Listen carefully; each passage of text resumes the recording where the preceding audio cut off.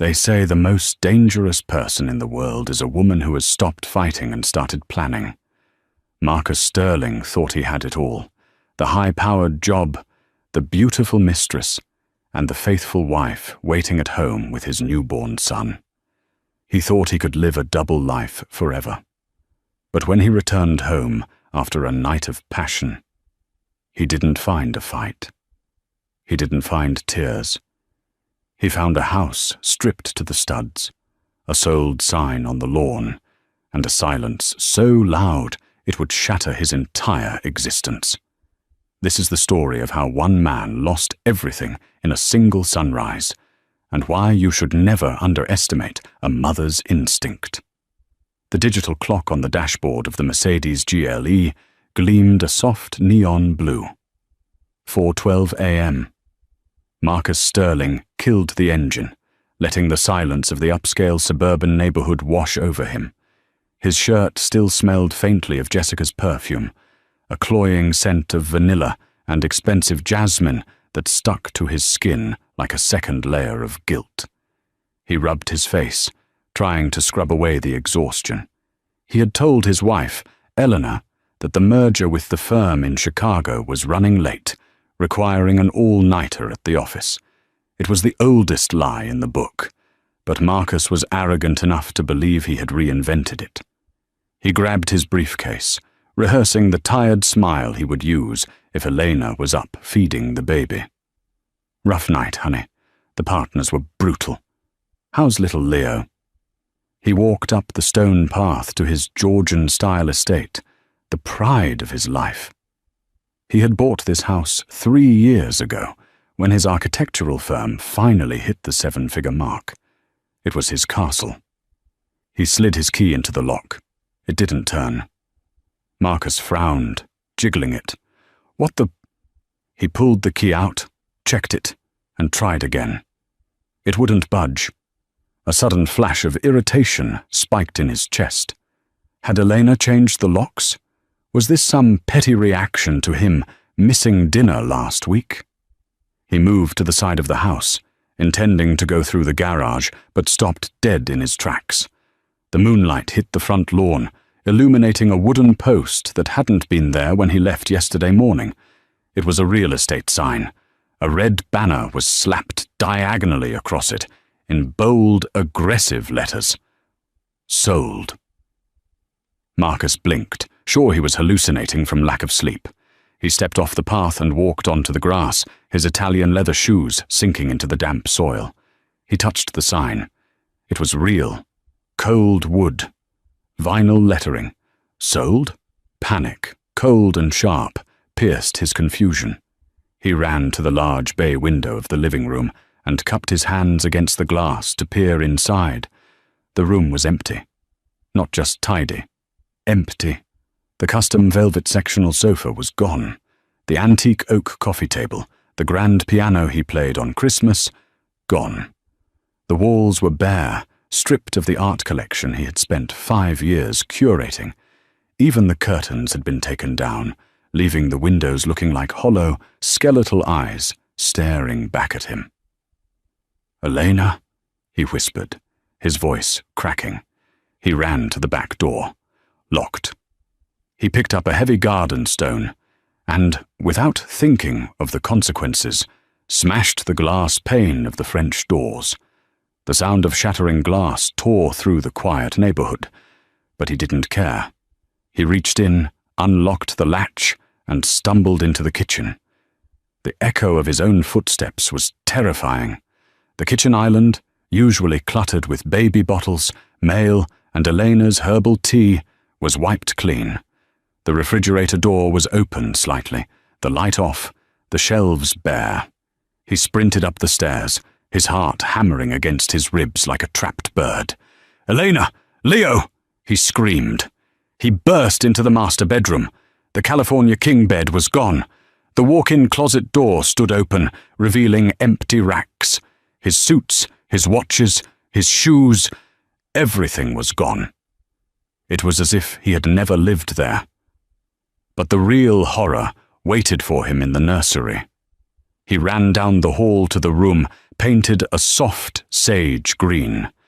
He pushed the door open, bracing himself to hear the soft coo of his 3-month-old son, Leo.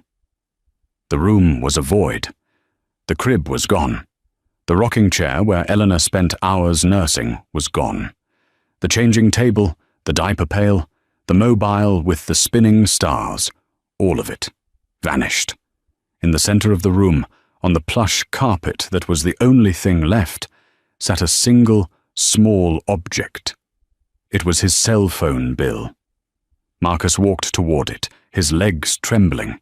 He picked it up. It wasn't the bill itself. It was a printout of his call logs from the last 6 months. Highlighted in neon yellow were hundreds of calls and texts to one number, Jessica Vance. And clipped to the paper was a handwritten note. The handwriting was elegant, sharp, and unmistakably Elena's. The merger didn't run late, Marcus, but your time did. The house is sold. The assets are liquidated. The locks are changed. Don't look for us. You were too busy looking at her to notice I was packing. Marcus dropped the paper.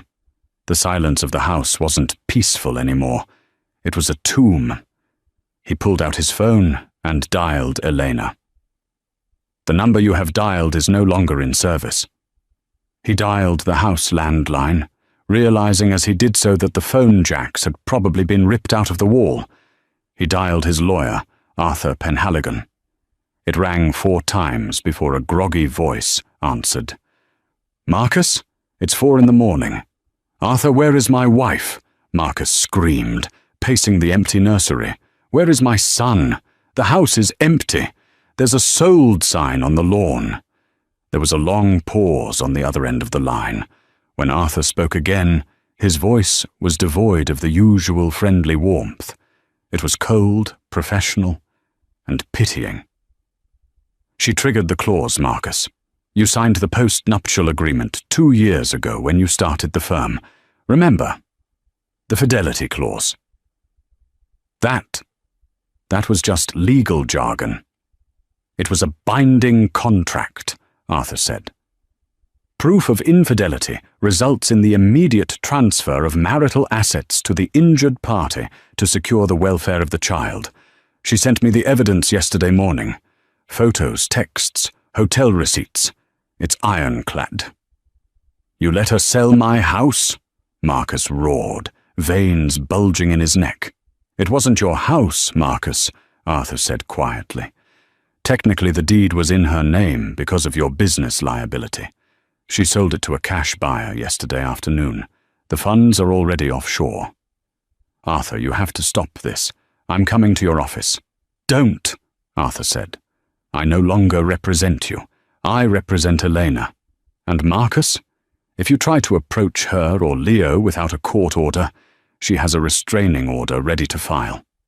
Goodbye." The line went dead. Marcus stood in the center of the dark, empty nursery. The smell of fresh paint and baby powder was gone, replaced by the stale, dusty air of abandonment. He sank to his knees, the highlight on the phone bill glowing in the moonlight. He was homeless. He was alone, and the sun was just beginning to rise. To understand how a woman cleans out a 5,000-square-foot mansion in 12 hours, you have to understand Elena Sterling. Elena wasn't just a housewife, though Marcus often treated her like one. Before Leo was born, she was a logistics manager for a global shipping conglomerate. She knew how to move things. She knew how to organize chaos. And, most importantly, she knew how to spot a discrepancy in the manifest. 6 months prior, Elena had been doing the laundry. Marcus had left his jacket on the chair. Careless. He was getting arrogant. She found a receipt in the pocket. It wasn't for a hotel or a dinner. It was for a diamond tennis bracelet. Elena didn't own a tennis bracelet. She didn't scream. She didn't throw the vase across the room.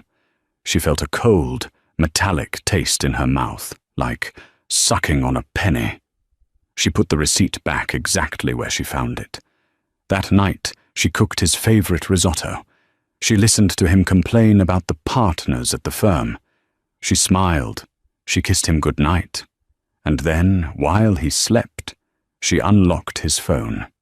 He had changed the password, but Marcus was a creature of habit. He used his graduation year, 1998. She found the texts, Jessica, the photos, the promises he made to this 24-year-old intern about leaving his boring life behind. Elena downloaded everything. She emailed the files to a secure, encrypted account. Then she put the phone back. The next morning, she didn't confront him. She initiated what psychologists call the grey rock method, but with a twist. She became the perfect, supportive wife, all while she was severing every tether that bound them together. She visited Arthur Penhaligon, the family lawyer. Arthur had been Marcus's father's friend, but he had a soft spot for Elena. More importantly, Arthur was a man of the law, and the post-nuptial agreement Marcus had signed, laughing, saying he'd never need to worry about it, was brutal. "If I execute this," Arthur had warned her, looking over his spectacles in his mahogany-panelled office, "it has to be nuclear, Elena. If you leave a crack in the door, he will wiggle through. He's a narcissist. He will try to destroy you." "I don't want to destroy him, Arthur," Elena had said, her hand resting on her pregnant belly. "I just want to ensure he doesn't destroy us." The plan took months. She slowly moved her personal heirlooms to a storage unit, claiming she was decluttering for the baby. She transferred her inheritance into a trust for Leo that Marcus couldn't touch. She monitored his schedule, waiting for the perfect window. That window opened when Marcus announced the Chicago merger trip. The moment his Mercedes pulled out of the driveway on that Tuesday morning, a fleet of 3 moving trucks pulled in from the opposite direction. Elena was a general on a battlefield. Living room to truck A, nursery to truck B. Everything in the office marked, "Marcus goes to the dump," she commanded. She had hired a liquidation firm to buy the furniture she didn't want. The house sale was a masterpiece of timing. She had listed it as a pocket listing, off-market, months ago. A wealthy tech CEO from Silicon Valley had been eyeing the property. She closed the deal via digital signature at 2 p.m. By 6 p.m., the house was a shell. By 8 p.m., she was at the private airfield. She looked down at Leo, sleeping soundly in his carrier. He had his father's nose, but he would have her strength. Her phone buzzed. It was Marcus. A text. "Landing in Chicago. Miss you both. Kiss Leo for me." She didn't reply. She pulled the SIM card out of her phone and dropped it into a trash can at the terminal. As she boarded the plane, she felt a phantom pain in her chest, the morning of the life she thought she would have. But as the engines roared to life, masking the sound of her own shaky exhale, she knew one thing for certain. Marcus wasn't coming home to a tragedy. He was coming home to a consequence. Marcus sat in his car until the sun was fully up. The sold sign mocked him in the daylight. Neighbors were starting to come out. People he had barbecued with. People he had impressed with his stories.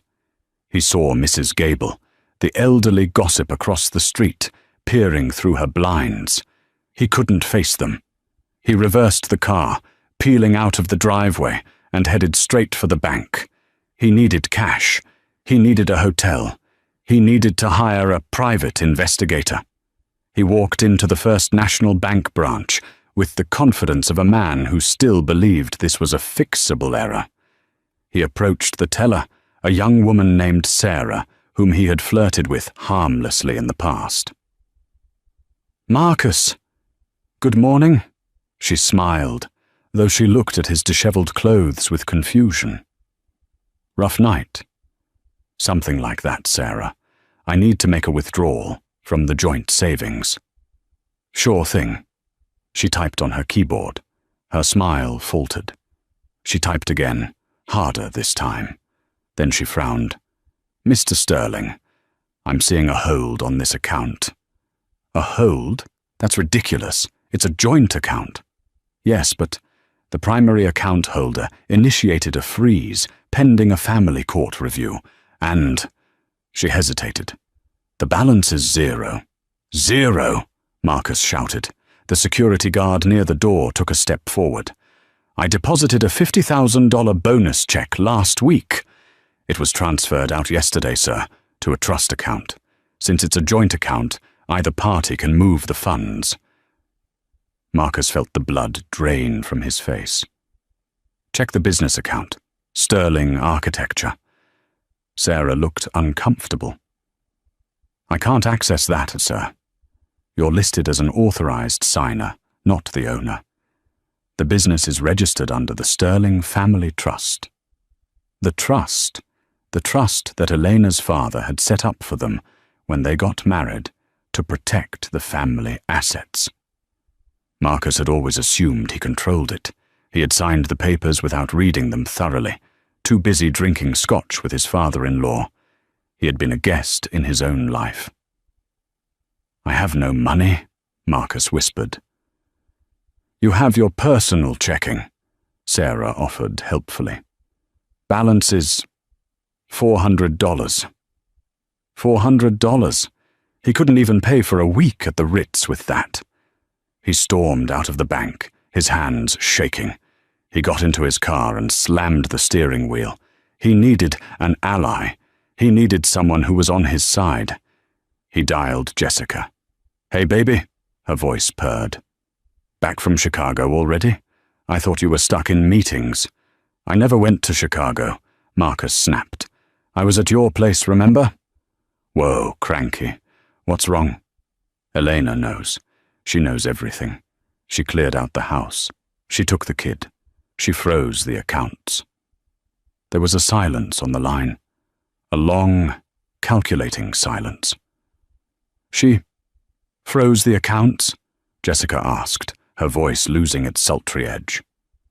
Like all of them? Yes. I'm locked out of everything. I need to come over. I need a place to crash until I sort this out with the lawyers. Marcus, Jessica said. The sound of a lighter flicking echoed in the background. That's really intense. But my landlord is coming over today for an inspection, and my sister is staying on the couch. Jessica, I have nowhere to go. I bought you that Cartier necklace last week. And I said thank you, she replied sharply. Look, Marcus, I don't do drama. Wives, lawyers, frozen assets. That sounds like a you problem. Call me when you get your black card back. Jessica. Click. She hung up. Marcus stared at the phone. The betrayal stung, but it was nothing compared to the dawning horror of his reality. He wasn't the powerful architect Marcus Sterling anymore. He was a man with a tank of gas, $400, and a suit he had worn for 24 hours. He looked at himself in the rearview mirror. His eyes were bloodshot. His stubble was graying. Okay, Elena, he snarled at his reflection. You want a war? You got one. But he didn't know where the battlefield was. The drive to the office was a blur of adrenaline and denial. Sterling and Associates was located in a sleek, glass-fronted building in the financial district, a building Marcus had designed himself. It was the physical manifestation of his ego, sharp angles, imposing height, and intimidatingly modern. He parked the Mercedes in his reserved spot.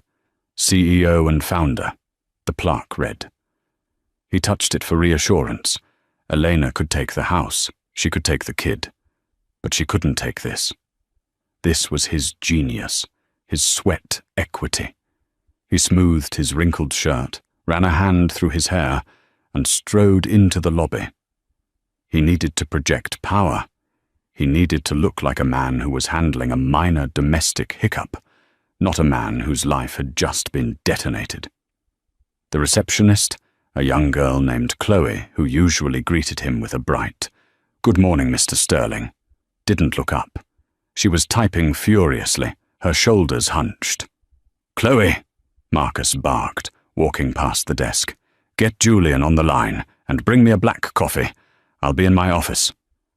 "Mr. Sterling," Chloe said, her voice trembling. She finally looked up.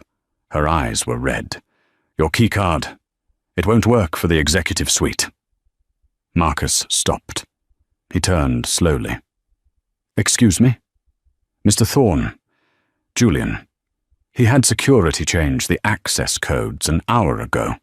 He said you're to wait in the conference room, the glass one, by the entrance." The fishbowl, that's what they called it. It was where they put junior associates when they were being reprimanded. "Get Julian down here, now." Marcus didn't wait. He walked to the glass doors of the executive wing and slapped his card against the reader. A harsh red light blinked. "Access denied." He kicked the door. "Julian, open this damn door!" The heavy oak door at the end of the hall opened. Julian Thorne, his business partner of 10 years, walked out.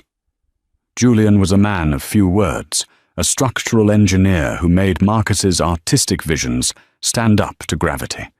He was usually disheveled, covered in chalk dust or blueprints. Today he was wearing a suit. He walked to the glass door but didn't open it. He stood on the other side, looking at Marcus like one looks at a rabid animal in a cage. "Open it, Julian," Marcus warned, his voice low. "I can't do that, Marcus," Julian said, his voice muffled by the soundproof glass. He pressed a button on the intercom so they could speak. "The board convened an emergency meeting at 6 a.m. We voted." "The board? I am the board. I own 51% of this firm." "You owned 51%, Julian corrected. "But you leveraged 20% of your shares last year to cover your gambling debts in Vegas, remember? You thought nobody knew." Marcus froze. He hadn't told anyone about that. "And," Julian continued, pulling a file from under his arm, "the remaining 31% is held in the Sterling Family Trust, which, as of this morning, has been frozen due to pending litigation regarding gross moral turpitude." "Moral turpitude?" Marcus laughed, a hysterical barking sound. "I had an affair, Julian. Half the clients we work with have mistresses. Since when is this a church?"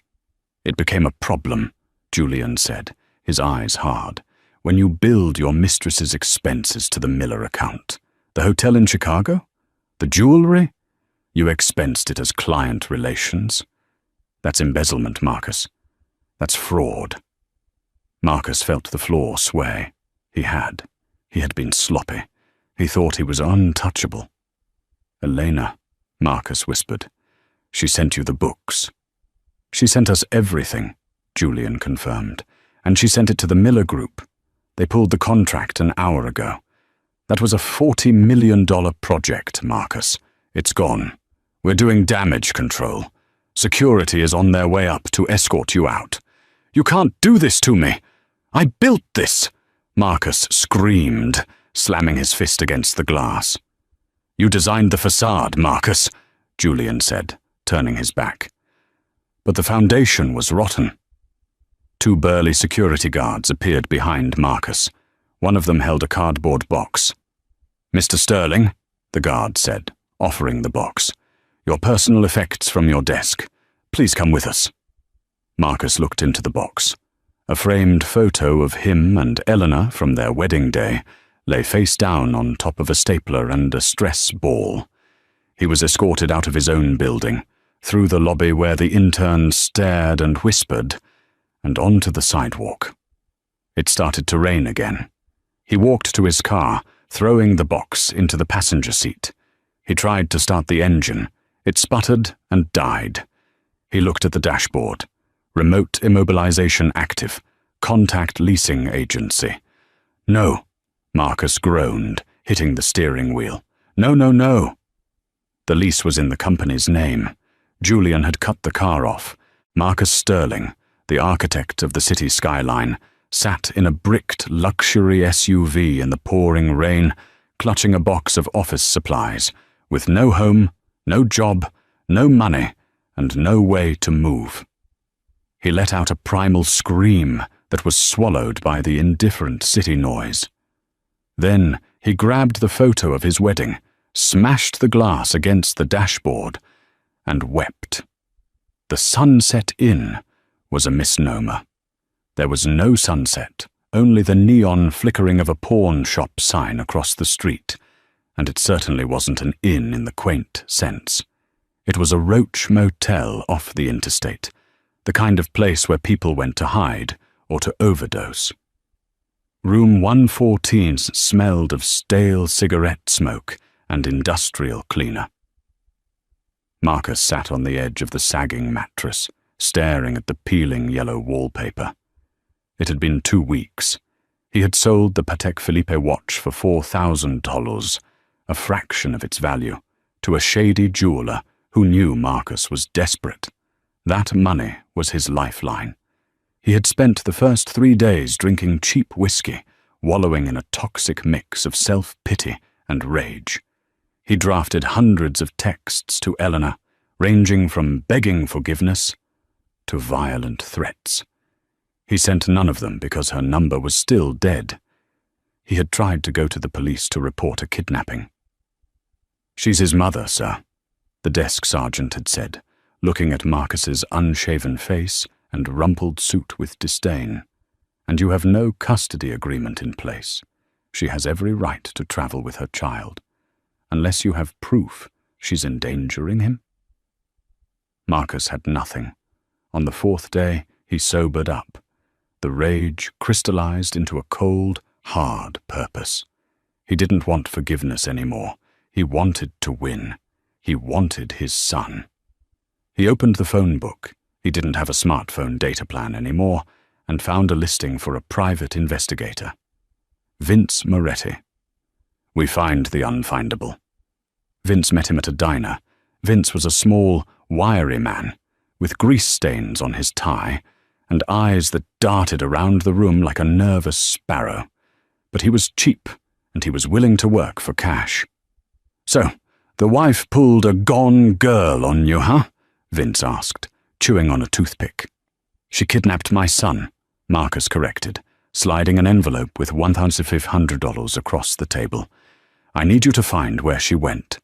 She used a private airfield. Teterboro. The flight logs are sealed." "Nothing is sealed if you know who to bribe," Vince grinned, pocketing the cash. "Give me 3 days." Those 3 days were an eternity. Marcus paced the motel room. He ate instant noodles made with tap water. He watched the local news on the grainy TV, half expecting to see a report about a missing socialite. But there was nothing. Elena had vanished without a ripple. When Vince finally called, Marcus ran back to the diner. Vince looked less cocky this time. He looked annoyed. "Your wife is good," Vince grunted, sliding a piece of paper across the sticky table. "She's really good." "Did you find her?" "I found the plane. It filed a flight plan for Zurich, Switzerland." Zurich? Marcus's heart sank. Switzerland. Non-extradition for certain civil disputes. Banking secrecy. "Yeah, but here's the thing," Vince continued. "The plane landed in Zurich, all right, but she didn't get off." "What?" "The manifest shows the plane landed empty. It was a decoy, Marcus. She filed a false flight plan. The plane made an unscheduled stop in Bangor, Maine, for refueling before crossing the Atlantic. Nobody got off in Zurich because she got off in Maine." "Maine?" Marcus frowned. "Why Maine? We have no connections in Maine." "Maybe that's the point," Vince said. "I tracked a rental car rented under her maiden name, Elena Vance." "No, wait. She used a different name. Elena Sterling is dead. She used a passport you probably didn't know she had. An Irish passport. Her grandmother was from Cork, right?" Marcus searched his memory. Elena had mentioned Irish heritage, but he never paid attention to her family history. It bored him. "Name on the rental was Elena O'Connell," Vince said. "She drove north, then the trail goes cold. She ditched the rental in a long-term parking lot at a bus station in Portland. From there, she could be anywhere. "She's in Maine," Marcus whispered. The realization hit him. She hates the cold. She hates the ocean. She always wanted to move to Arizona. "She went where you wouldn't look," Vince said. "Smart lady." "Find her," Marcus commanded. "That'll cost more," Vince said, tapping the table. "I need travel expenses. I need to bribe bus ticket agents. I need another $2,000. Marcus checked his wallet. He had $400 left from the watch money. I don't have it right now." Vince stood up, buttoning his cheap coat. "Then I don't have a location. Call me when you have the cash, Mr. Sterling. But a word of advice. If a woman goes to this much trouble to hide, maybe you should let her stay hidden." Vince walked out. Marcus sat alone in the booth. He was close. He knew the state. Maine. He went back to the motel. He looked at his possessions. He had nothing left to sell, except one thing. He reached into the lining of his suit jacket. He pulled out a small velvet pouch. Inside was the diamond engagement ring he had bought for Jessica. He had planned to give it to her the night he returned from Chicago, to convince her to be patient while he figured out how to leave Eleanor. Jessica had never seen it. It was worth $10,000. He stared at the diamond. It represented everything he had done wrong: the greed, the lust, the stupidity. He walked to the pawn shop across the street. "How much?" Marcus asked the broker, a man behind bulletproof glass. The man squinted at it. "No papers, no receipt." "It's an heirloom. I'll give you $2,000. Cash. It's worth 10. Take it or leave it, pal. You look like you need a hot meal." Marcus took the money. He didn't call Vince. He didn't trust Vince. He packed his single duffel bag. He walked to the Greyhound station. He bought a one-way ticket to Portland, Maine. 3 months passed. Winter in Maine was a physical assault. The wind coming off the Atlantic felt like razor blades. Marcus had never known cold like this. In his previous life, cold was something he observed from behind triple-paned glass while sipping a brandy by the fireplace. Now, it was a constant companion. He was living in a boarding house in Portland, sharing a bathroom with a fisherman and a retired line cook. He had grown a beard, not a stylish designer stubble, but a thick, unkempt mask that hid his face. He had lost weight. The tailored suits were gone, replaced by flannel shirts and heavy boots he bought at a thrift store. He went by the name Mark Stone. He worked odd jobs, day labor, unloading fishing trawlers at the docks. It was brutal, back-breaking work. His architect's hands, once used to holding fine drafting pens, were now blistered and calloused. But the physical pain was a distraction from the mental agony. Every night, he sat in the local library, using the free public computer. He became a digital ghost hunter. He scoured real estate listings in every small town in Maine. He looked for property sales that matched Eleanor's pattern: cash buys, quick closings, secluded locations. He searched for Elena O'Connell. Nothing. He searched for birth announcements. Nothing. He was losing hope. Maybe Vince was wrong. Maybe she really was in Zurich. Maybe she was in Arizona. Then, on a Tuesday in November, he made a mistake that turned into a miracle. He was looking at a local community blog for a town called Bar Harbor. It was a tourist trap in the summer, desolate in the winter. The blog was covering a local winter solstice craft fair. He was scrolling past pictures of homemade jams and knitted scarves, his eyes glazing over. Then he stopped. Photo Daruja 42. In the background of a picture focusing on a woman selling beeswax candles, there was a figure walking away from the camera. A woman in a thick grey wool coat. She was pushing a stroller. It wasn't her face. He couldn't see her face. It was the scarf. It was a distinctive scarf. Cashmere, patterned with a specific tartan design. The Sterling family tartan. Marcus's mother had knitted it for Elena the Christmas before she died. Elena had always said it was too itchy, that she would never wear it. But here she was, wearing it. Maybe for warmth. Maybe for comfort. Or maybe because she thought nobody in this God-forsaken frozen corner of the world would know what a sterling tartan looked like. Marcus zoomed in until the pixels blurred. The stroller was high-end, a bugaboo. The way she walked, head high, shoulders back, a purposeful stride. It was her. He felt a surge of electricity that almost knocked him out of his chair. "Got you," he whispered.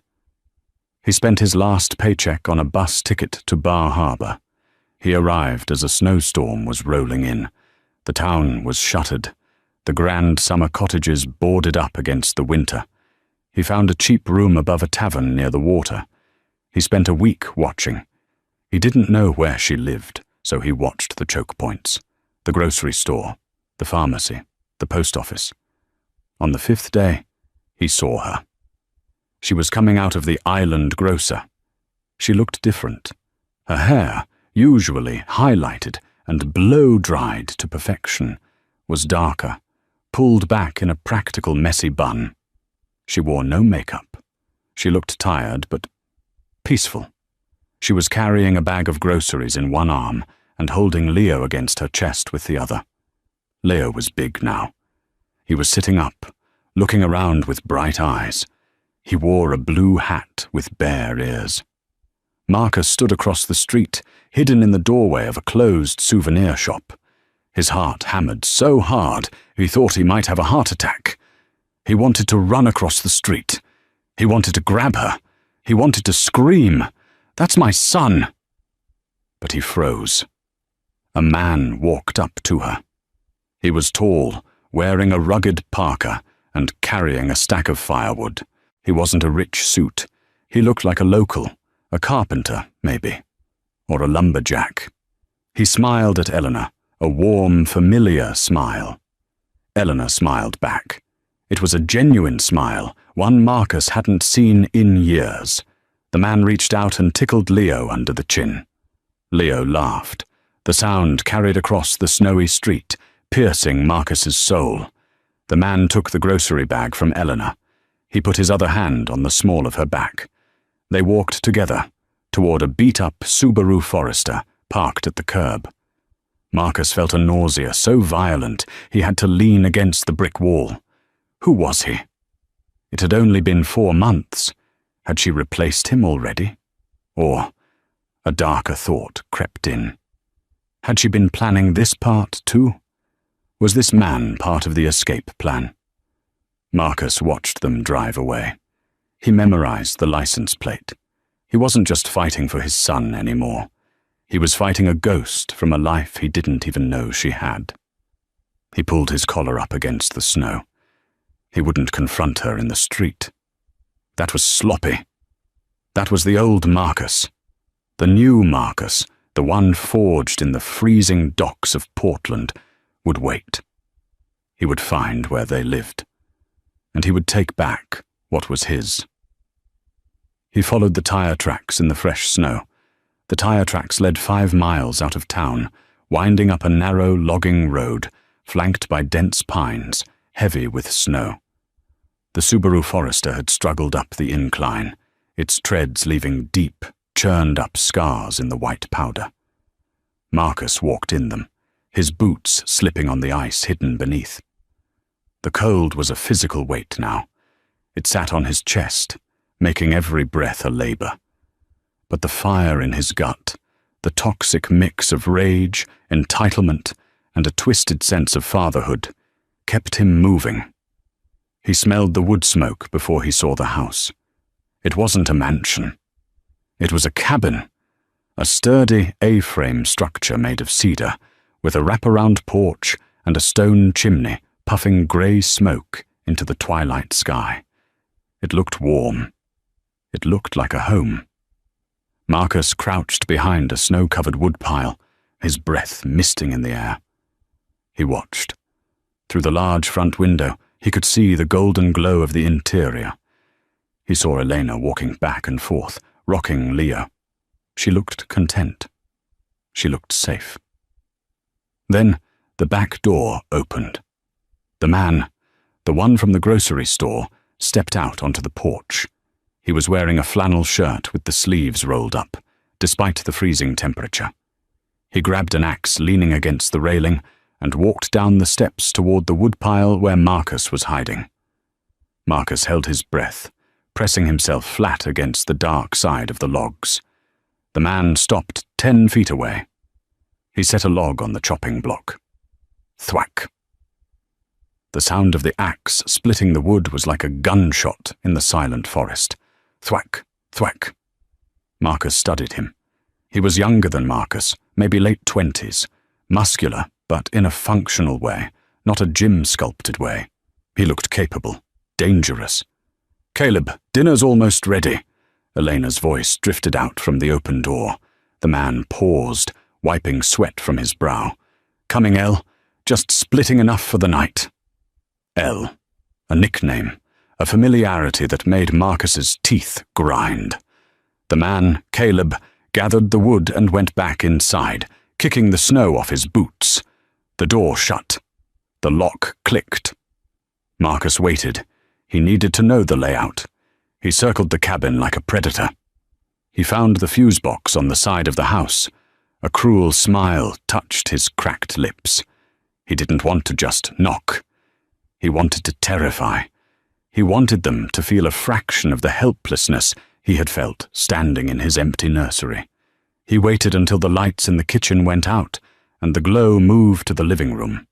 They were settling in. Marcus reached into the fuse box and yanked the main breaker. The cabin plunged into darkness. Inside, he heard a gasp. Then, the man's voice.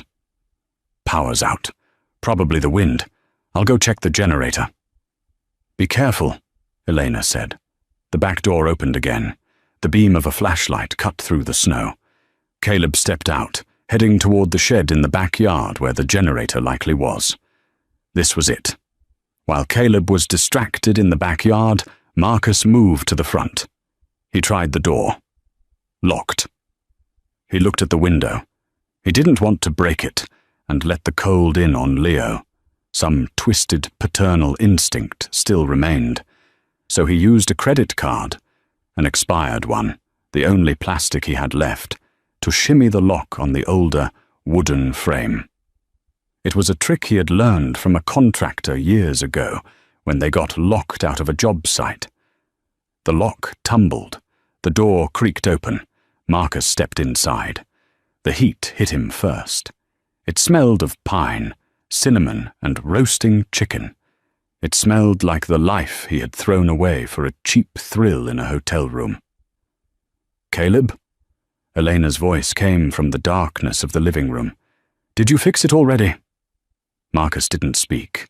He closed the door behind him and locked it. He stood in the entryway, the fire from the hearth casting long, dancing shadows across his face.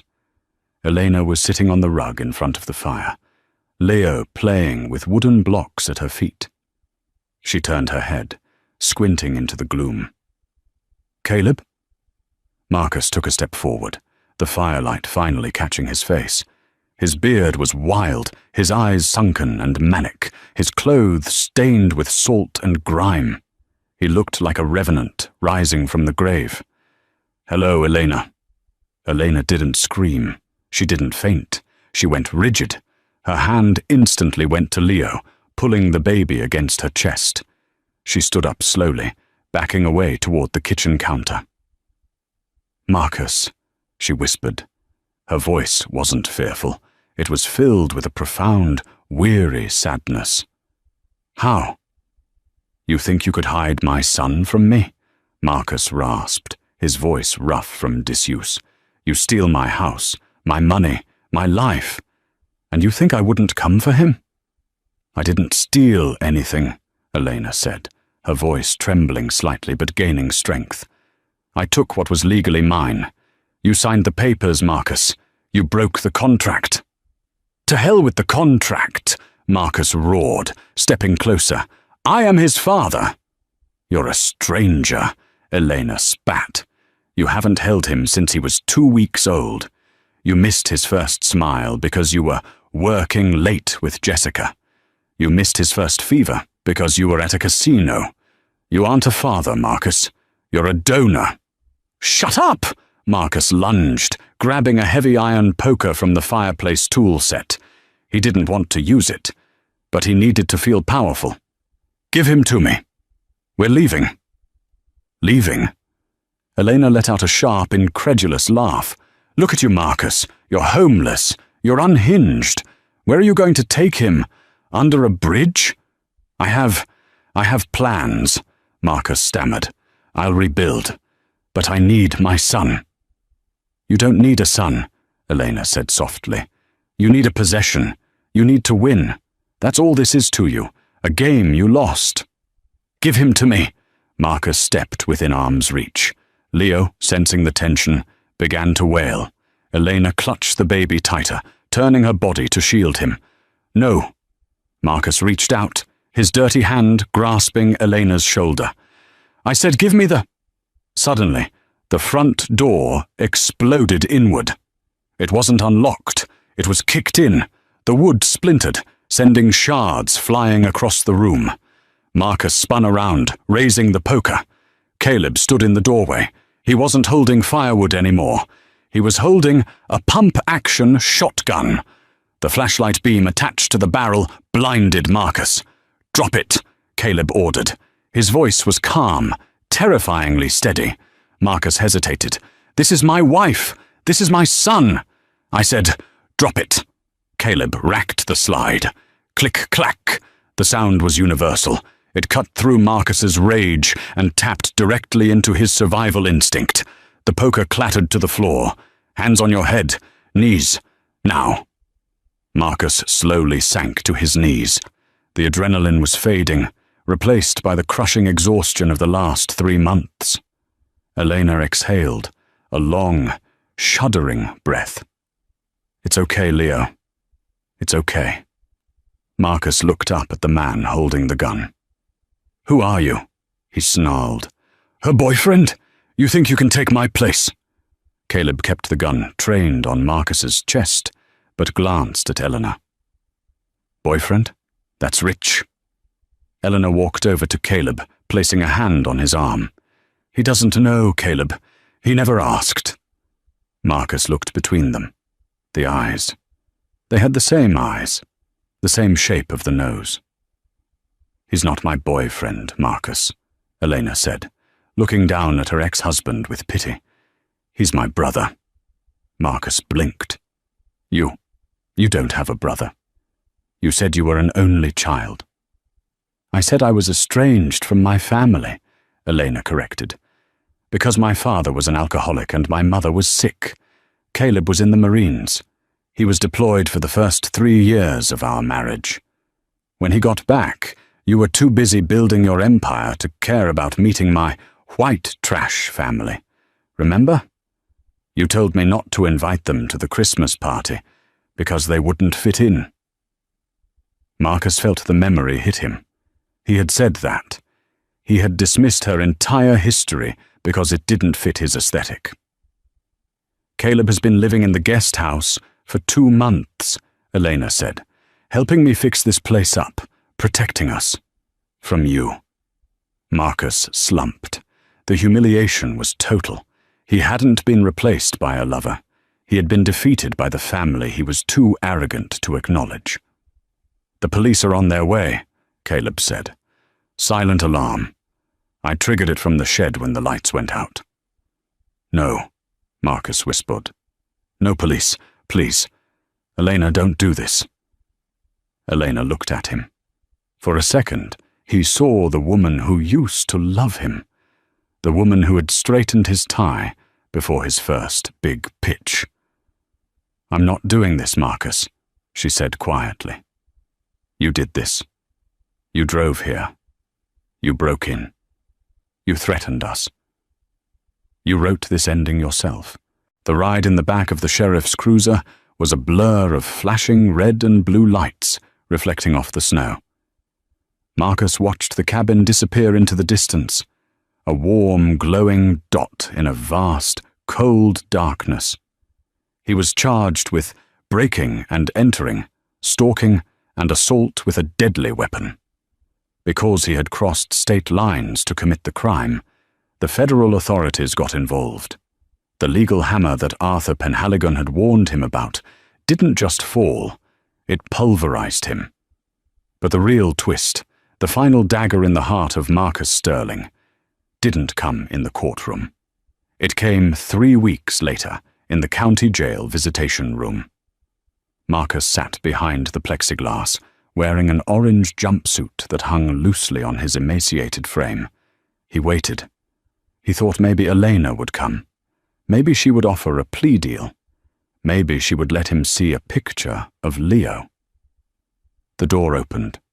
It wasn't Elena. It was Arthur Penhaligon, his former lawyer, the man who had facilitated the destruction of his life. Arthur sat down, placing a sleek leather briefcase on the metal table. He looked older, tired. "Hello, Marcus," Arthur said. "You have some nerve coming here," Marcus spat. "Are you here to gloat?" "I'm here to close the file," Arthur said, opening the briefcase, "and to deliver a message. Elena didn't want to come. She thought it would be cruel." "Cruel? She ruined me." Arthur sighed, taking off his glasses and cleaning them. "Marcus, there is something you need to know. Something that wasn't relevant until you tried to claim custody." Arthur slid a document against the glass. It was a medical report. "What is this?" "2 years ago," Arthur began, "when you and Elena were trying to conceive, you went to a fertility clinic. You remember?" "Yeah. We did the tests. The doctor said we were fine." "The doctor told Eleanor she was fine," Arthur corrected. "He told you that you had a low count, but it was possible. But that wasn't the whole truth." Marcus stared at the document. The medical jargon was dense, but the conclusion was clear. Diagnosis: azoospermia, sterile. The world stopped spinning. The hum of the fluorescent lights buzzed in his ears like a swarm of hornets.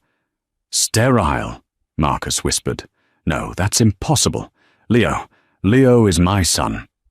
Arthur looked at him with a gaze that wasn't malicious, but deeply sorrowful. "Elena wanted a child more than anything. You were indifferent. You were busy. You were cheating. She knew the marriage was dying even then, but she wanted to save it. She thought a child would bring you back. Whose is it?" Marcus's voice broke. "Who is the father?" "An anonymous donor," Arthur said. "From the clinic. She did it to save your ego, Marcus. She knew if she told you that you couldn't give her a son, you would crumble. Your narcissism wouldn't handle it. So she underwent the procedure, got pregnant, and let you believe it was your miracle." Marcus sat frozen. The memories of the pregnancy flashed back. Elena's secretive doctor appointments, her vague answers, and when Leo was born, Marcus had bragged to everyone about the Sterling genes. "Look at that chin," he had said. "A true Sterling." It was all a lie constructed to protect his fragile masculinity. "She loved you enough to lie for you," Arthur said, putting the paper back. "She wanted a family with you, even if the biology wasn't yours. But then, you found Jessica. You started funneling money. You stopped coming home." Arthur stood up. "Leo isn't your son, Marcus. Not biologically. And after what you did at the cabin, he never will be legally. The judge granted the permanent restraining order this morning, and since you have no biological claim, your parental rights have been terminated. 0%. Marcus couldn't breathe. It felt like his lungs had turned to glass and shattered. Why tell me now? Marcus asked, tears streaming down his face. Why not just let me rot thinking he was mine? Because, Arthur said, pausing at the door. Elena wanted you to know that you didn't lose your son because of the divorce. You never had him. You lost the privilege of being his father, and that was a choice you made every single day you chose yourself over them. Arthur knocked on the door for the guard. Goodbye, Marcus. The door closed. Marcus Sterling sat alone in the sterile grey room. He looked at his hands, the hands that had built skyscrapers, the hands that had signed the checks for the mistress, the hands that had held a poker to his wife's face. He had chased a ghost across the country. He had fought a war for a legacy that didn't exist. He closed his eyes. In the darkness of his mind, he saw the sold sign on the lawn one last time. He realized now that the house wasn't the only thing that had been sold. He had sold his soul, piece by piece, for years. And now, the bill had finally come due. He put his head in his hands, and for the first time in his life, he didn't scream. He didn't rage. He simply sat in the silence he had built, brick by brick. Marcus Sterling spent the next 5 years in a federal correctional facility. He never saw Elena or Leo again. Elena remarried. A quiet man, a local teacher in Maine who taught Leo how to fish and how to treat a woman with respect. It's a brutal lesson, but a necessary one. A house is made of walls and beams, but a home is built on trust. Marcus thought he was the architect of his life, but he forgot the most important rule of construction. If the foundation is built on lies, the collapse is inevitable. And sometimes, the people we think are weak are just holding up the weight of our secrets until they finally decide to let go. What do you think? Did Marcus deserve to lose everything, or was Eleanor's secret about the baby too cruel? Let me know in the comments below. If you enjoyed this story of justice and karma, please hit that like button. It really helps the channel. Don't forget to subscribe and ring the bell so you never miss a story. Thanks for watching, and see you in the next video. Have you ever watched a man dig his own grave with a smile on his face? There is a specific kind of silence that falls over a room when a husband walks into his 10th wedding anniversary party, with his arm around a woman who isn't his wife. Julian Thorne thought he was the smartest man in New York City. He thought his wife, Lakota, was just a trophy, a quiet, naive woman who stayed at home while he built his empire. But Julian made one fatal calculation error that night. He didn't know that the luxury hotel he was standing in, the staff serving his champagne, and the security guards watching his every move, all belonged to her. This is the story of how Lakota Thorne turned an anniversary dinner into a public execution. The air inside the grand ballroom of the Stratford Regency smelled of white lilies and impending ruin. Lakota Thorne stood in the center of the room, her silhouette framed by the towering floor-to-ceiling windows that overlooked the rainy expanse of Manhattan. At 34, Lakota possessed a beauty that was often described as statuesque, cold, immovable, and undeniably expensive. She wore a gown of emerald silk that draped over her frame like liquid armor, the back plunging low to reveal a spine that had never bent for anyone, though her husband, Julian, liked to believe otherwise. She adjusted a single crystal flute on the head table, rotating it 2 degrees to the right. Perfect. Mrs. Thorne? The voice echoed in the cavernous, empty hall. Lakota didn't flinch. She turned slowly to see Marcus Sterling, the general manager of the hotel, walking toward her. Marcus was a man of 50, with silver fox hair and a suit that cost more than most people's cars. He was also the only person in the world who knew the truth about today. "Is everything in place, Marcus?" Lakota asked, her voice smooth, betraying not a tremor of the anxiety that should have been consuming a woman about to blow up her life. "The security team has been briefed," Marcus said, stopping a respectful distance away. He held a tablet against his chest. "The new deed transfer was finalized at 4:00 p.m. today. The legal team at Halloway and Finch confirmed it. You are officially the sole proprietor of the Stratford Regency and its 3 sister locations in London, Paris, and Tokyo."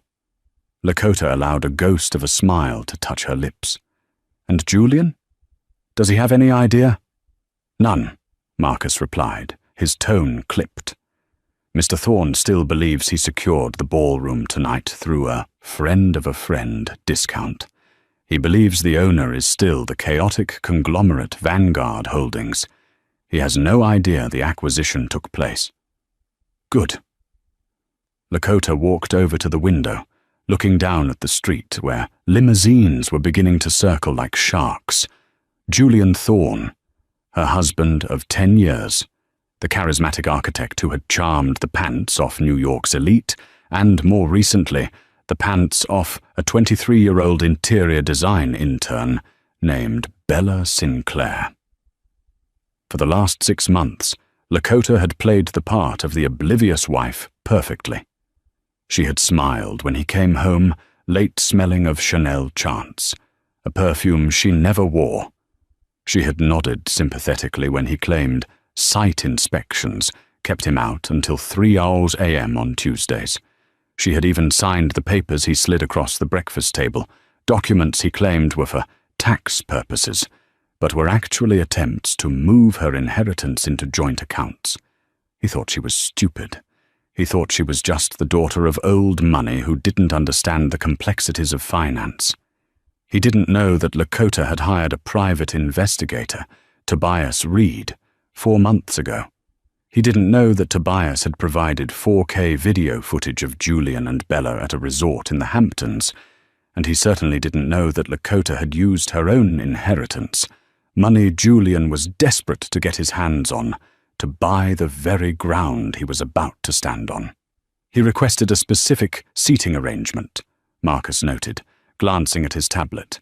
He wants the intern, Miss Sinclair, seated at the main table. He listed her as executive assistant to the honoree. Lakota laughed, a dry, brittle sound. "The audacity is almost impressive, isn't it? He's bringing his mistress to his own anniversary party and sitting her next to his wife. He wants to flaunt her in my face while I smile and cut the cake." "He believes you are too polite to make a scene," Marcus said. "He relies on your dignity, Lakota." "He's right. I won't make a scene," Lakota said, turning back to the empty ballroom. Her eyes were hard as diamonds. "I'm going to make an example." She ran a hand over the velvet tablecloth. "Marcus, ensure the staff knows the protocol. When Julian orders the vintage Dom Perignon, I want the 1996 bottles brought out, the ones that cost $12,000 a pop." "He won't want to pay for those," Marcus warned. "He specifically asked for the house sparkling wine to be poured into premium bottles to save money." "I know," Lakota said softly. "But the owner of the hotel insists on the best for her guests, and since the bill will be presented to him publicly at the end of the night, let's make it a bill worth remembering." The doors at the far end of the hall opened. The first guests were arriving. Lakota took a deep breath, pulling the mask of the dutiful wife back over her face. The stage was set, the trap was baited, and the rat was walking right in. The lobby of the Stratford Regency was a masterpiece of Art Deco design. Gold leaf ceilings, black marble floors, and a chandelier that looked like a weeping willow made of diamonds. It was the kind of place that made you whisper. But Julian Thorne didn't whisper. He broadcasted. He swept through the revolving doors with the energy of a man who believed the world was a movie directed by him. He was handsome, objectively so, tall, with a jawline that could cut glass and hair that was perfectly coiffed. He wore a tuxedo that fit him like a second skin, a midnight blue that distinguished him from the sea of black-clad waiters. On his arm was not his wife. It was Bella Sinclair. She was stunning, in a way that was meant to be noticed. She wore a dress of crimson red, a deliberate, aggressive clash against the elegant, muted tones of the hotel. It was tight, revealing, and screamed for attention. She clung to Julian's bicep, her eyes darting around the lobby with a mixture of awe and entitlement. "Julian, this place is insane," Bella giggled, her voice carrying over the soft jazz playing in the background. "You really rented the whole ballroom? For us?" "Of course," Julian said, patting her hand. He didn't say for my anniversary. He just said, "For us." "I know people, babe. The owner owes me a favor. We practically got this place for free." He checked his reflection in a brass pillar, adjusting his bow tie. He looked at himself with genuine affection.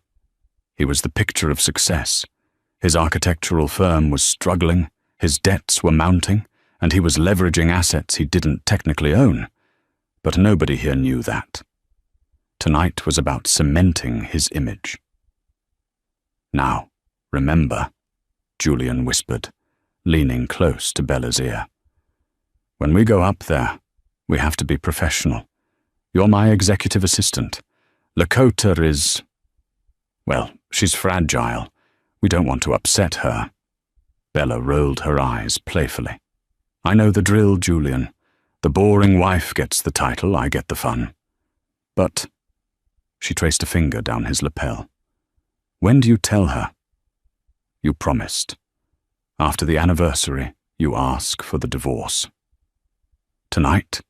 Julian lied smoothly. "I'm going to lay the groundwork tonight. Once I secure the investors at this party, I'll have the capital to buy her out. Then, it's just you and me." He believed it as he said it. That was Julian's superpower. He believed his own lies. They approached the grand staircase leading to the ballroom. At the top of the stairs, standing like a sentinel, was Marcus. Julian flashed his brightest, most winning smile. "Marcus, good to see you, old man. Everything ready?" Marcus looked down at Julian. His face was a mask of professional indifference, but his eyes were cold. "Mr. Thorne, your guests are already being seated. Mrs. Thorne is waiting for you at the head table." Marcus's gaze slid to Bella. He didn't blink. "And I see you've brought additional staff." Julian's smile faltered for a fraction of a second. "Ah, yes. This is Miss Sinclair, my top assistant, essential for networking tonight. Put her next to me." "As you wish," Marcus said. "Although, I must inform you, there has been a slight change in the hotel's management policy regarding billing. All incidentals must be settled upon conclusion of the event." "Fine, fine," Julian waved him off, annoyed by the mundane details. "Just put it on the corporate tab. Let's go, Bella." Julian led Bella up the stairs, feeling the rush of adrenaline. He loved the danger. He loved the thrill of walking his mistress right past the hotel staff, right toward his wife. It made him feel powerful. It made him feel like a king. They entered the ballroom. The room fell silent for a heartbeat. 200 of New York's social elite turned to look. They saw Julian, the golden boy, and they saw the woman in the red dress clinging to him. Whispers started instantly. It sounded like the buzzing of 1,000 angry bees. "Who is that? That's not Lakota. Is that the intern? At his anniversary?" Julian ignored them. He spotted Lakota at the head table. She was standing with her back to the window, the city lights creating a halo around her. She looked regal, distant. He walked up to her, decoupling his arm from Bella's just before he reached the table. "Lakota, darling, Julian said, leaning in to kiss her cheek. He smelled of scotch and audacity. You look appropriate. Lakota didn't pull away, but she didn't lean in. She let his lips graze her cheek, her skin cool to the touch. She looked at him. Then her eyes shifted slowly to Bella, who was standing awkwardly a few feet away. Julian, Lakota said. Her voice was low, audible only to him and Bella. I see you brought work home with you. Emergency briefing, Julian said quickly, flashing a grin that usually worked on everyone. Bella has the files for the monolithic project. I figured she could grab a plate while we discussed the renderings with the investors. Bella stepped forward, extending a hand. Her nails were painted the exact same shade of red as her dress. Happy anniversary, Mrs. Thorne. Julian talks about you, occasionally. It was a dig, a sharp, petty little knife twist. Lakota looked at the extended hand. She didn't take it. Instead, she picked up her glass of water, took a sip, and set it down. Miss Sinclair, Lakota said, her voice devoid of emotion. You're wearing red. How brave. I usually reserve that color for the staff uniforms during the holidays. Bella's face flushed pink. Julian stiffened. Lakota? Be nice, Julian hissed under his breath.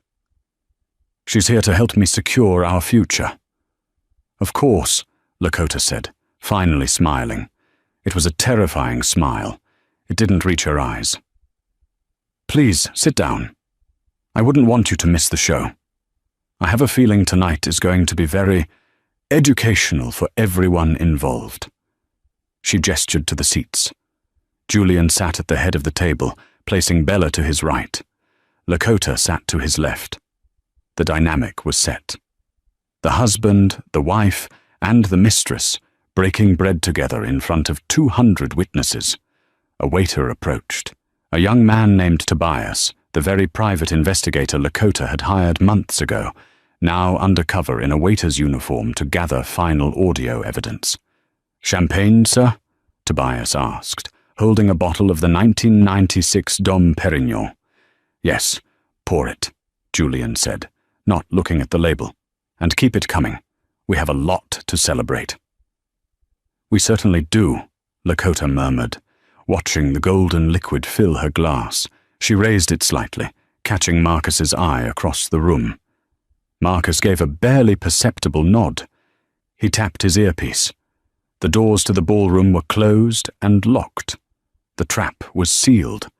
The first course was a lobster bisque with a cognac reduction, served in porcelain bowls that cost more than Bella Sinclair's monthly rent. The ballroom was alive with the low hum of conversation, the clinking of silverware, and the performative laughter of the wealthy. At the head table, however, the air was thick enough to choke on. Julian Thorne was in his element, or at least, he thought he was. He leaned back in his chair, one arm draped over the back of Bella's seat, a gesture so casual yet possessive that it made the wife of Senator Harrison, seated across from them, raise a perfectly manicured eyebrow. You see, Senator, Julian said, gesturing broadly with a breadstick, architecture isn't just about buildings, it's about legacy. It's about leaving a mark on the skyline that says, I was here. That's what I'm doing with the Skyline project. We break ground next month. Is that so? Senator Harrison asked, his tone dry. He glanced at Lakota. I was under the impression that financing was still pending. Mere formalities, Julian waved a hand dismissively. The banks are lining up. Actually, Bella here has been instrumental in organizing the pitch decks. She's got a real eye for aesthetics. Bella beamed, interpreting this as her cue to speak. She had already finished 2 glasses of the Dom Perignon and was feeling loose. Oh, absolutely. Julian is a genius. I just help him unlock his potential. You know, sometimes men just need a muse to really get the creative juices flowing. She placed a hand on Julian's thigh under the table. She thought she was being subtle. She wasn't. Lakota saw it. The senator saw it. The waiters saw it. Lakota sliced her bread with surgical precision. "Amuse," she repeated, the word tasting like ash. Interesting choice of words, Miss Sinclair. In Greek mythology, the muses were often tragic figures.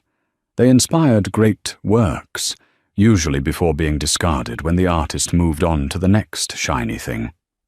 Bella's smile faltered. "I think you're confusing them with someone else. I'm more of a partner." "A partner," Lakota mused, looking directly at Julian. "Julian, are we taking on new partners? I thought the firm was a sole proprietorship." Julian stiffened.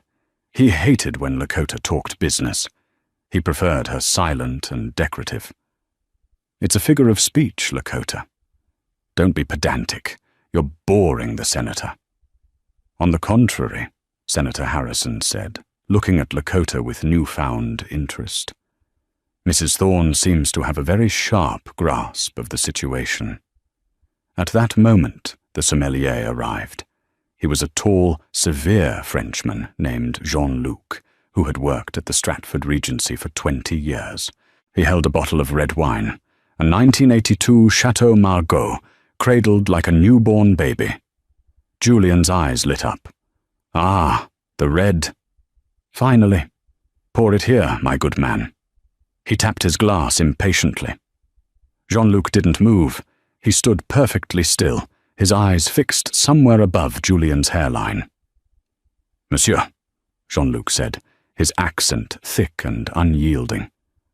"I'm afraid there is a misunderstanding. This bottle is not for you." Julian blinked. The table went quiet. "Excuse me? I ordered the best red you have. That looks like the best." "It is the best, monsieur," Jean-Luc replied smoothly. "But this vintage is reserved specifically for the owner of the hotel. It is not on the public menu." Julian laughed, a nervous barking sound. "Well, I'm sure the owner won't mind. I'm Julian Thorne. I'm practically VIP here tonight. Just pour the damn wine." Jean-Luc turned his back on Julian. He walked around the table, stopping to the left of the head chair. He bowed slightly, a bow of genuine respect, not servitude, and presented the label to Lakota. "Madame," Jean-Luc said softly, "the 1982 Margaux, as requested. Shall I decant it now?" The table watched in stunned silence. Julian's mouth hung open. Bella looked confused, glancing between the waiter and Lakota. "Thank you, Jean-Luc," Lakota said, her voice calm and authoritative. "Please pour a glass for the senator as well. I think he would appreciate the notes of tobacco and truffle." "But not for my husband," she added, her eyes locking with Julian's. "Julian prefers something younger, less complex. Perhaps bring him the House Merlot, the 2023 blend." Julian's face turned a violent shade of red. "Lakota!" he hissed. "What are you doing? You're embarrassing me." "Am I?" Lakota asked innocently. "I thought you liked the younger vintages, Julian. Isn't that why Miss Sinclair is sitting at our table?" The insult landed with the force of a physical slap. Bella gasped, dropping her fork. The clatter echoed in the silence of the immediate vicinity. "That was uncalled for," Julian snapped, leaning in aggressively. "You're drunk." "I haven't had a drop, Julian," Lakota said, finally allowing the ice in her eyes to crack, revealing the fire beneath. "I am the only person at this table who is completely, utterly sober." She turned to Marcus, the general manager, who had materialized out of the shadows the moment Julian raised his voice. "Marcus," Lakota said, "Mr. Thorne seems unhappy with the wine service." "I can have security escort him to the bar if he needs to cool off," Marcus said instantly. His tone wasn't a suggestion, it was a threat. Julian looked at Marcus, then at the security guard standing 10 feet away, hand hovering near his belt. He felt a sudden, inexplicable chill. He was used to being the loudest man in the room, the one who commanded attention. But tonight, the room felt hostile. The very walls seemed to be closing in on him. "No," Julian muttered, straightening his jacket. "It's fine. I'll drink the water." "Wise choice," Lakota said. She took a sip of the Chateau Margaux. It tasted like victory. The main course arrived, filet mignon with truffle butter. As the waiters placed the plates, Lakota noticed a subtle detail she had arranged earlier. Everyone's plate was garnished with an intricate carving of a vegetable flower. Everyone, that is, except Bella's. Bella's plate had a small, handwritten note tucked under the steak knife. Bella frowned, pulling the note out. She read it, her brow furrowing. "What does it say?" Julian asked, whispering. "It's a receipt," Bella whispered back, confused. "It says, dry cleaning, lipstick removal from collar of grey Armani suit. Date, October 14th. Cost, $45 gross." Julian froze. He owned a grey Armani suit, and on October 14th, he had told Lakota he was at a conference in Chicago. Lakota sliced her steak. "Is something wrong with your meal, Miss Sinclair?" "No," Bella stammered, shoving the note into her purse. She looked at Julian with wide, panicked eyes. "Nothing." "Good," Lakota said. "Eat up. You'll need your strength. The speeches are next." Julian lost his appetite. He looked at his wife, really looked at her, for the first time in years. He saw the sharpness of her jaw, the terrifying calmness of her hands. He felt a prickle of fear, a primal instinct warning him that he was the prey in the tall grass. But his arrogance was a powerful drug. "She knows about the affair," he thought. "That's all this is. She's jealous. She's acting out. I can fix this. I'll charm the room during the speech, remind everyone who the breadwinner is, and then I'll deal with her later." He didn't realize that later was a luxury he could no longer afford. The lights dimmed. The chatter in the ballroom subsided as a spotlight hit the small stage set up near the head table. Marcus walked to the microphone. "Ladies and gentlemen, family and friends, welcome to the Stratford Regency. We are gathered here to celebrate 10 years of marriage between Julian and Lakota Thorne, a decade of partnership." He paused on the word partnership with a dryness that suggested it was a legal term rather than a romantic one. "Please welcome," Marcus continued, "Mr. Julian Thorne." Applause rippled through the room. It was polite, dutiful. Julian stood up, buttoning his jacket. He squeezed Bella's shoulder, a reassurance for her, or perhaps himself, and walked to the stage. He took the microphone, flashing his signature grin. It was the grin that had sold shaky investment plans to half the people in the room. Thank you," Julian began, his voice booming. 10 years, a decade. They say marriage is a marathon, not a sprint. And let me tell you, I've been running hard." A few chuckles from his boys at table 5. "When I met Lakota," Julian continued, glancing back at the table where his wife sat like a stone statue. She was a shy girl. She didn't know much about the world. I like to think I've helped her grow. I've built a life for us. I've built a company from the ground up, the Thorne Architecture Group, which is about to change the face of New York. He paused for effect. But behind every great man there is a woman who keeps the home fires burning. Lakota, thank you for managing the house while I was out conquering the world." It was a condescending, dismissive speech. He was erasing her. He was painting himself as the titan and her as the domestic accessory. "And," Julian added, his eyes drifting to Bella, "I want to thank my incredible team, specifically my executive assistant, Bella Sinclair." "Stand up, Bella." The room went deadly silent. Bella hesitated, then stood up slowly. Her red dress was a beacon of impropriety. She gave a small, awkward wave. "Bella has been my right hand," Julian said, oblivious to the tension. "She's the future of the firm. Here's to the next 10 years, to growth, to Thorn architecture." He raised his glass. About a third of the room raised theirs. The rest looked at their shoes. Julian walked back to the table, beaming. He sat down and whispered to Lakota, "See, that's how you handle a room." Lakota didn't look at him. She simply stood up. She didn't wait for an introduction. She didn't wait for the applause to die down. She walked to the microphone with a grace that was almost predatory. She adjusted the stand, as it was set too high for her. Julian had never considered her height.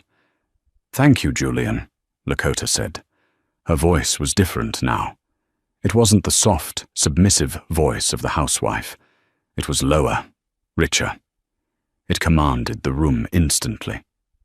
Julian spoke about the last 10 years. Lakota began, looking out at the crowd. He spoke about building things, about legacy, and it got me thinking about the nature of construction. You see, to build something that lasts, you need a solid foundation. If the foundation is rotten, no matter how beautiful the facade is, the structure will collapse. She looked back at Julian. He was frowning, a glass of water halfway to his lips. Julian mentioned his firm, Lakota continued.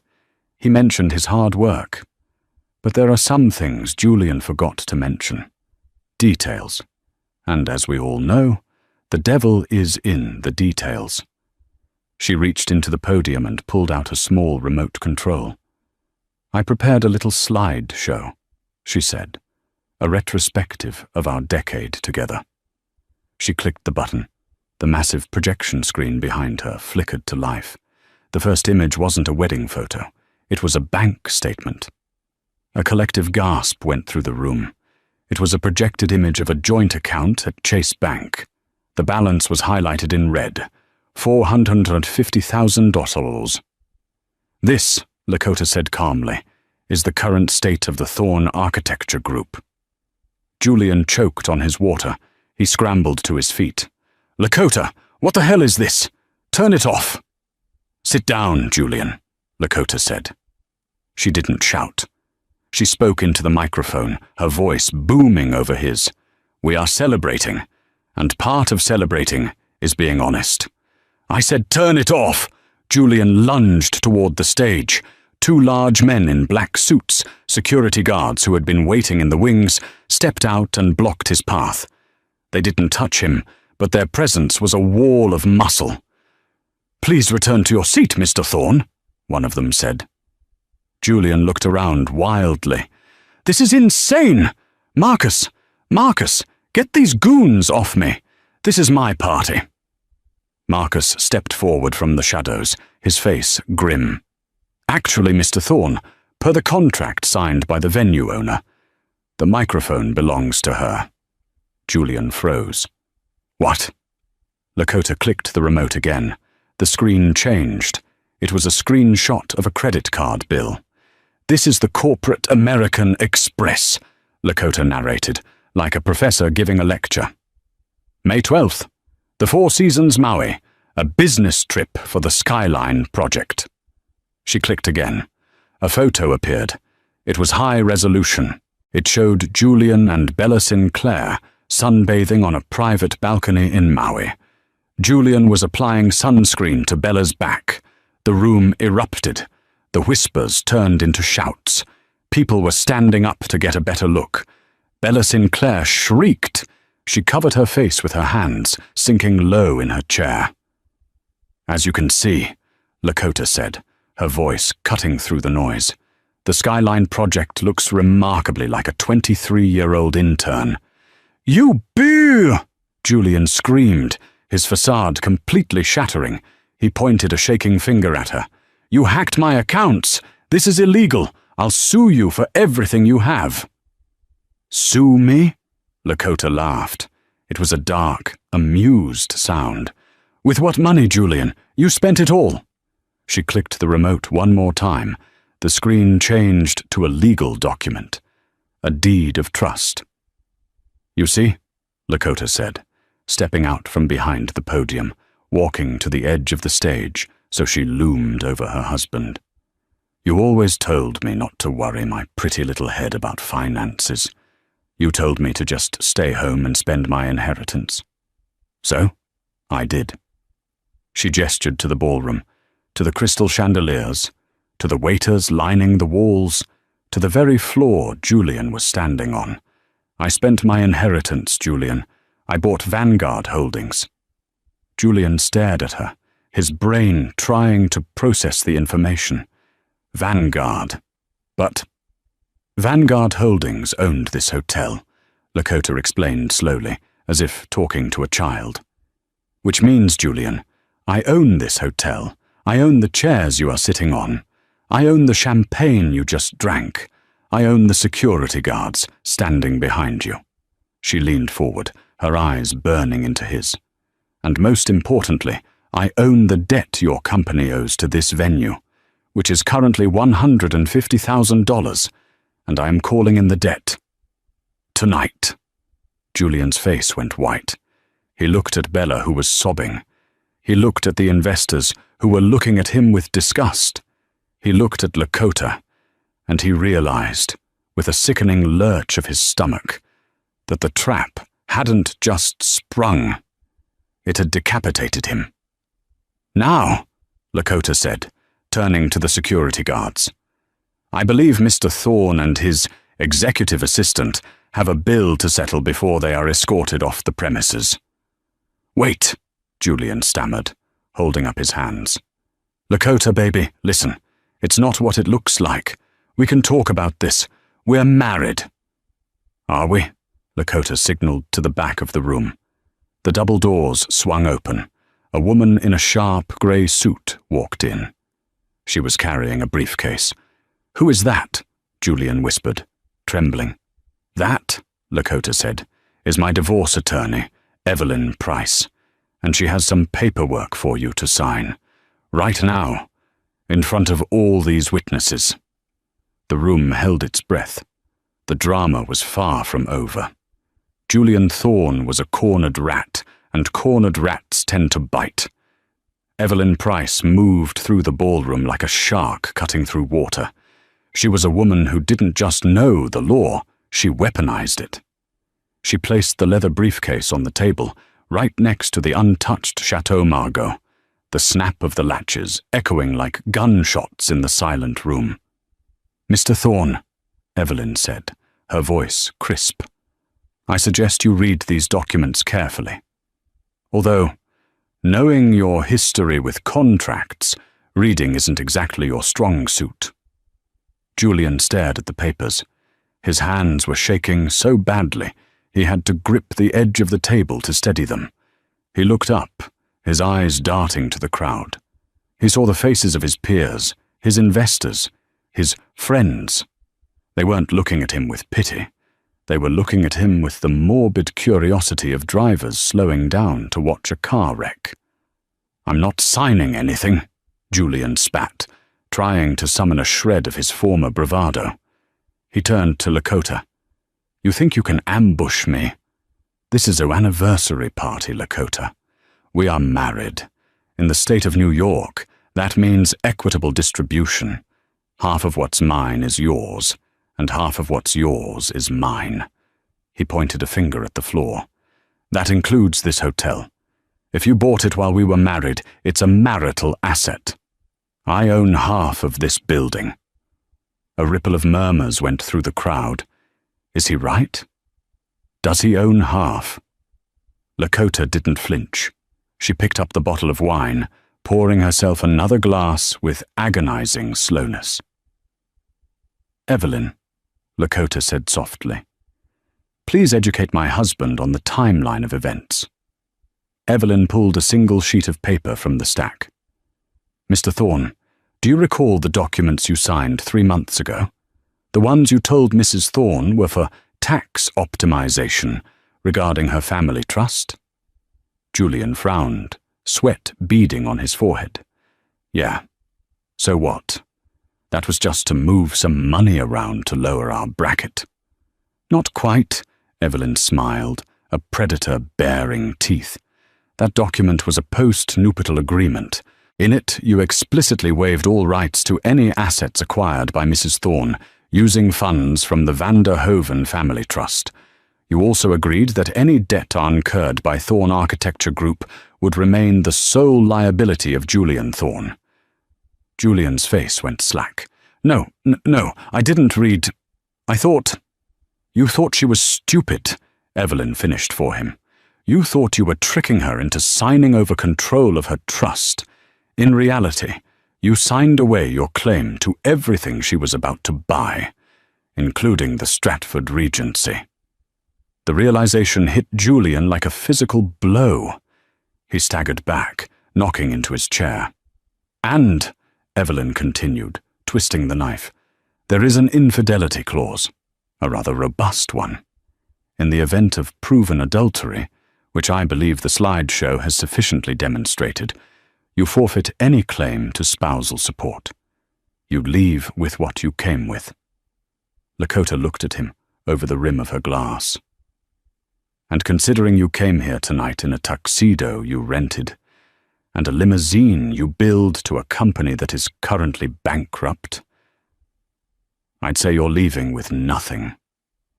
Beside him, Bella Sinclair made a noise that sounded like a strangled cat. She stood up, her red dress suddenly looking cheap under the harsh ballroom lights. I have to go, Bella stammered. She grabbed her purse.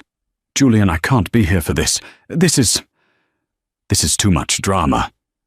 She turned to flee, her heels clicking rapidly on the parquet floor. Miss Sinclair! Marcus's voice boomed across the room. Bella froze near the exit. 2 security guards stepped in front of the doors, arms crossed. I'm afraid you cannot leave just yet, Marcus said, walking toward her with a silver tray in his hand. On the tray was a folded piece of heavy cardstock. What is this? Bella cried, her voice rising to a panic. Am I being kidnapped? I'll call the police. Please do, Marcus said calmly. But first we must settle the bill.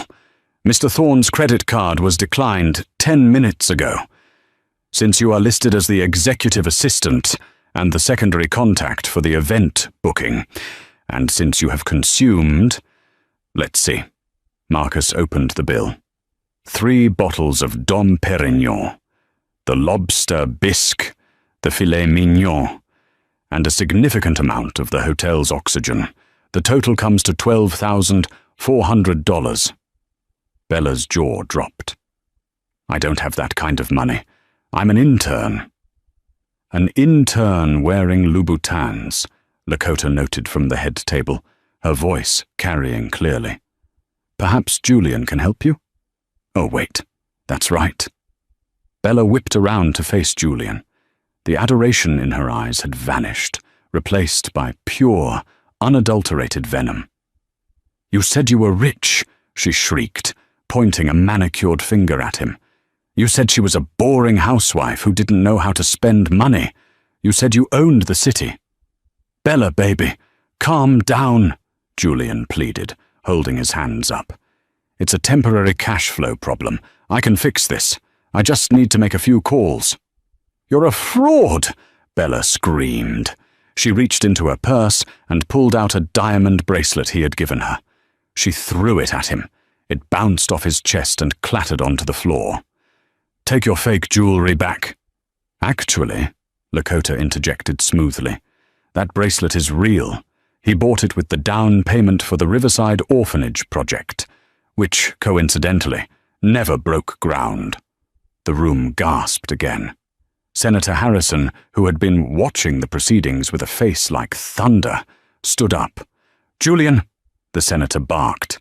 His voice was the kind that commanded Senate floors. Is that true? The Riverside funds? That was a municipal grant. Julian looked at the senator, terror in his eyes. Senator, listen. Funds are fungible. It's all part of the liquidity cycle. You stole money from orphans to buy your mistress diamonds? Senator Harrison asked, his voice shaking with rage. "I'm pulling the endorsement, and I'm calling the district attorney." "No! Senator, wait!" Julian lunged toward the senator, desperate to stop the one man who could shield him. "Restrain him!" Marcus ordered. The security guards moved in. Julian swung wildly, his fist connecting with the shoulder of a guard. It was a mistake. Within seconds, Julian Thorne, the man who thought he was a king, was pinned face down on the table, his cheek pressed into the remains of his lobster bisque. Lakota stood up slowly. She walked over to where her husband lay, pinned amongst the silverware. She looked down at him, her expression one of mild distaste, as if she were looking at a stain on the carpet. "Get him up," she said. The guards hauled Julian to his feet. His bow tie was crooked, his suit was stained with soup, and his hair was a mess. He looked broken. "Lakota," he wheezed, "please don't do this. I'm your husband." "You were my husband," Lakota corrected. "Now you're just a trespasser." She turned to Marcus. "Marcus, throw them out. Both of them." "Wait," a voice called out from the side of the room. "Not just yet." It was Tobias, the waiter. He had removed his white serving jacket, revealing a badge clipped to his belt. He walked toward the head table, pulling a pair of handcuffs from his back pocket. The drama had just shifted from civil to criminal. The silence that fell over the ballroom was absolute. Even the breathing of the guests seemed to stop. Julian stared at the badge on Tobias's belt. It wasn't a private investigator's badge. It was federal. "Tobias Reed," the man said, his voice calm and professional. "FBI, White Collar, Crimes Division." Julian's knees buckled. The security guards had to hold him up. "FBI, for a divorce. This is entrapment." "This isn't about the divorce, Mr. Thorne," Tobias said, stepping closer. "Although Mrs. Thorne's cooperation was instrumental in our investigation, this is about the Skyline Project, and the Riverside Orphanage, and the $3 million in investor funds that you wired to offshore accounts in the Caymans." Tobias looked at Bella. "And Miss Sinclair? You're listed as the signatory on 2 of those shell companies. Sinclair Consulting, I believe?" Bella let out a high-pitched whimper. I just signed what he told me to sign. He said it was for tax purposes. I didn't know." "Ignorance is a defense you can argue in court," Tobias said, unclipping the handcuffs. "Julian Thorne, you are under arrest for wire fraud, embezzlement, and money laundering." The sound of the handcuffs ratcheting shut around Julian's wrists was loud in the cavernous room. Click, click. The flashbulb started going off. The guests had lost their inhibitions. Phones were out, recording every second. This was the social death of Julian Thorne, broadcast live to Instagram and TikTok. Julian looked around, his eyes wild and wet with tears. "Lakota, help me! You can't let them take me. I'm the father of your... We could have had children." "We didn't," Lakota said coldly. "And thank God for that. I wouldn't want to explain to a child why their father is in federal prison." "I'll rot in there," Julian screamed as Tobias began to lead him away. "I'll lose everything." "You already have," Lakota said. She signaled to Marcus. "Marcus, the music, please." Marcus nodded to the band. The conductor, a confused but professional man, raised his baton. The band struck up a lively, upbeat jazz number. "Hit the Road Jack." A few nervous titters of laughter rippled through the crowd, then more genuine laughter. The tension broke. As Julian was dragged toward the exit, dragging his feet like a petulant child, he passed Bella. "You did this!" Julian screamed at her. "You and your expensive tastes!" "Me!" Bella screamed back, as a female officer who had entered with Tobias took her arm. "You used me! You said you were leaving her!" "I should have left you at the bar where I found you." They were bickering, screaming accusations at each other as they were hauled out of the double doors. The doors swung shut, cutting off their voices. The room was left with the upbeat jazz and the stunned guests. Lakota stood alone at the head table. She picked up the microphone one last time. "Ladies and gentlemen," she said. Her voice was steady, but there was a tremor of exhaustion in it. "I apologize for the interruption to your dinner. The main course has been cleared, but dessert will be served shortly. It is a dark chocolate ganache with a bitter orange glaze." She paused, looking out at the sea of faces. The people who had whispered about her, who had pitied her, who had underestimated her. "I invite you all to stay," she said. "Enjoy the hospitality of the Stratford Regency. Tonight the drinks are on the house. Consider it a celebration of new beginnings." She placed the microphone down. Senator Harrison was the first to clap. It was a slow, respectful clap. Then his wife joined in. Then the table next to them. Within seconds, the entire room was giving Lakota Thorne a standing ovation. She didn't bow. She didn't smile. She simply nodded, acknowledged Marcus, and walked off the stage. She exited the ballroom through a side door, leaving the noise of the party behind. She walked down a quiet service corridor, her heels clicking on the linoleum. She found herself in the hotel kitchen. The staff froze as she entered. The chefs stopped chopping. The dishwashers stopped spraying. They knew who she was now. She wasn't just the lady in the green dress. She was the boss. Lakota walked over to a stainless steel counter where a young pastry chef was plating the desserts. She looked at the chocolate creation. "It looks beautiful," Lakota said. "Thank you, madame," the chef stammered. "What is your name?" "Leo, madame." "Leo," Lakota said, taking a deep breath. "Make sure everyone gets a slice, and send a bottle of the 1982 Margot to the staff break room. You all handled the service impeccably tonight under difficult circumstances."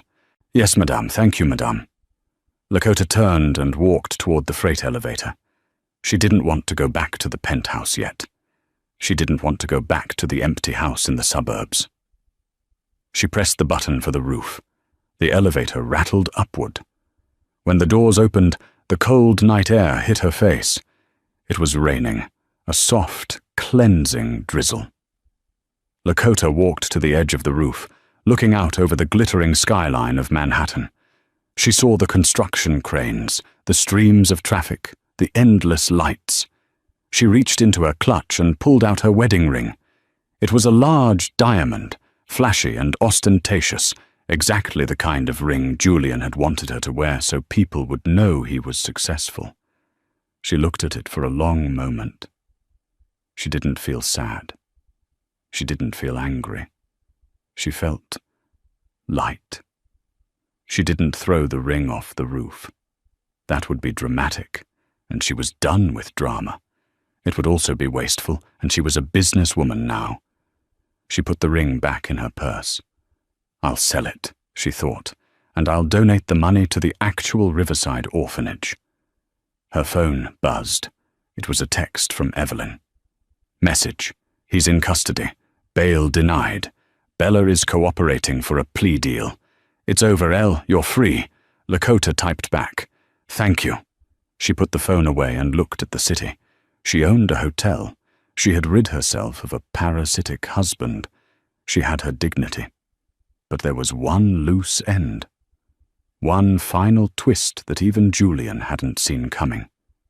She turned away from the ledge and walked back to the elevator. Waiting for her there was a man. He wasn't a waiter. He wasn't a lawyer. It was Marcus. But he wasn't wearing his manager's uniform. He was wearing a trench coat, holding an umbrella. "Did he suspect anything?" Marcus asked quietly. "About the ownership?" "No," Lakota said. "And about us?" Marcus asked. Lakota smiled. It was the first genuine smile she had worn all night. It reached her eyes, softening the hard lines of her face. "Julian was so busy looking at himself, Marcus," she said. stepping under the umbrella he held out for her. He never noticed that his wife and his general manager have been meeting for coffee every Tuesday for the last 2 years. Coffee, Marcus chuckled, and strategy. Mostly strategy, Lakota admitted. But I think, starting tomorrow, we can stop talking about Julian Thorne. Agreed, Marcus said. He pressed the button for the lobby. Where to, boss? Home, Lakota said. I have a company to run in the morning. As the elevator doors closed, shutting out the rain and the city, Lakota Thorne finally relaxed. The anniversary was over. The marriage was dead. Long live the Queen.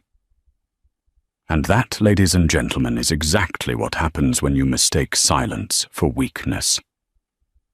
Julian Thorne walked into that ballroom thinking he was the king of the castle, completely unaware that he was standing on a trapdoor that his wife had spent months building.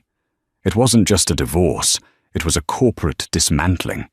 Lakota didn't just take his money, she took his pride, his reputation, and his freedom, all without ever raising her voice above a conversational volume. What makes this story so satisfying isn't just the money or the hotel ownership. It's the patience. Think about the discipline it took for Lakota to sit there for months, watching him lie, watching him drag his mistress around town, all while she secretly held the deed to his entire existence. She gave him enough rope to hang himself, and he did it with a smile on his face. It's a brutal reminder that the most dangerous person in the room is never the loudest one. It's the one who knows everything and says nothing until the check comes due. And that final twist with Marcus? It proves that Lakota wasn't just reacting to a bad husband. She was curating a better life, piece by piece, right under his nose. Now, I need to know your thoughts, because my jaw is still on the floor. If you felt a rush of satisfaction when Lakota revealed the bank account balance on the big screen, do me a huge favor and smash that like button right now. It helps the algorithm find more people who appreciate a good justice story. And here is the question of the day for the comment section. If you were in Lakota's shoes, would you have done what she did and had him arrested publicly? Or would you have just taken the money and vanished quietly? Let me know in the comments below. I read every single one. If you crave more stories about betrayal, karma, and high-stakes drama, make sure you subscribe to the channel and turn on the notification bell. We have a new story dropping next week involving a cheating billionaire and a prenup that didn't say what he thought it said. You do not want to miss it. Thank you so much for watching. And remember, be careful who you betray, because you never know who really owns the building.